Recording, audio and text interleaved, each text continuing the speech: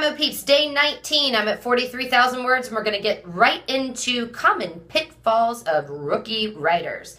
Number 1, do not have your narrator describe what they look like in the mirror. It's a cheap shot. Everybody does it. You've got to find a more creative way to do it.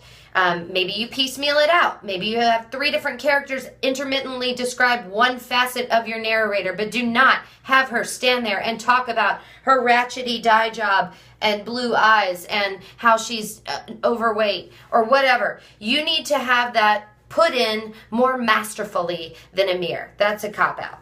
Number 2, weather. Do not start off a book with weather. It's also considered a cop-out because it seems like you're having the weather set the mood for you when your writing should set the mood. So, it was a dark and stormy night has been used about 87 times. And that does not mean you should start off with, it was a light and sunny bright. Just avoid weather.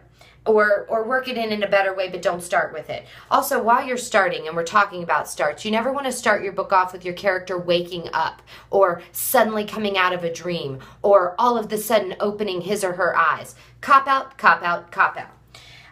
Adverbs. Basically, any word with an L and a Y should be used as sparingly as the semicolon and or dash. You don't want to overload people on adverbs. Why?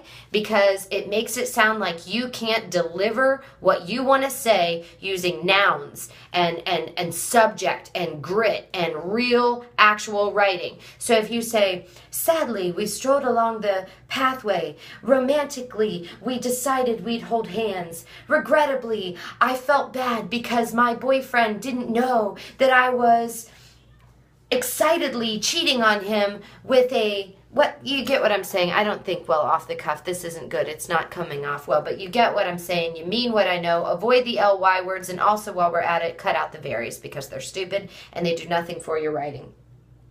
Taglines, anything that you're saying. When I'm talking to another character and that character is talking to me, I know that desperately you want to have it be, he gasped, I jumped, we whispered. You just need to stick with said. Tom said, Betty said, Lucy said, Jackson said. Maybe the occasional he asked, she wondered, but not a whole lot of those creative taglines, because said is one of those amazing words that reads almost blindly to a reader. It's just meant to be there as a service. It's to help the reader cue them in on who is actually talking. It shouldn't be more description at all. It shouldn't add in any way to the emotion that was supposed to be expressed in what they're actually saying. If your dialogue is not expressing what needs to be said, and then the tone is not picked up by what it's doing, then you need to rewrite it, not add more adverbs. That's just, you don't do that. And also cliches. Avoid all cliches. Avoid cliches. If you've basically ever heard the phrase before, don't say it. Okay, well, I am back to writing. My time is already over on this. I hope that you've learned something today. If not, I'll see you tomorrow when I talk about something else. And you only have 11 more days after today to deal with these videos. You've all been very kind. I appreciate the thumbs up and the feedback on Facebook. I appreciate the subscribers on YouTube. I gotta go. Talk to you later. Bye.